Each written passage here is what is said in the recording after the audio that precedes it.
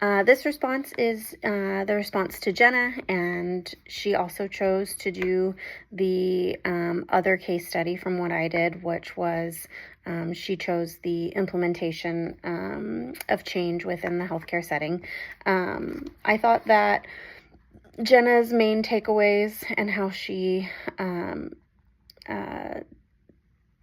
kind of laid out what this video was about was the essential to involve team collaboration, which was similar to my case study with the roundtable and all of the different components of healthcare professionals and what their plan was. She made a point to say that it was important that that team had goals that were all completely aligned to one goal for the hospital, and having team members that are all on the same page and have aligned goals for an implementation of change, I think is also super important. I do like that she mentioned measuring outcomes.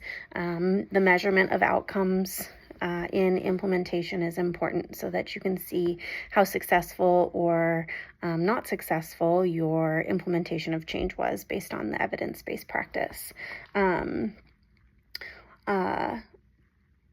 think that the reflection of applying the strategy in practice.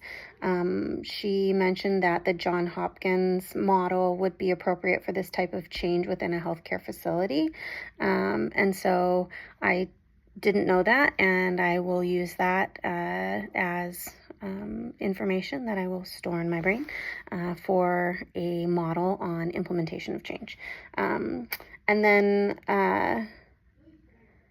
let's see, applying the strategy in practice.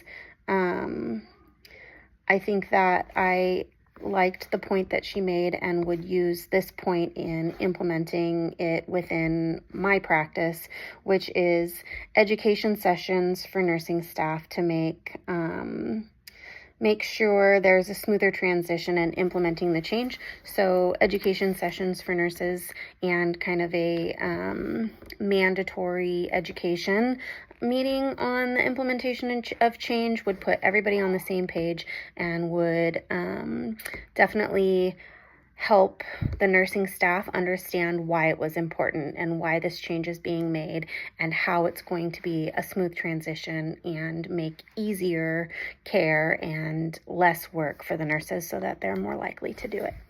Thanks.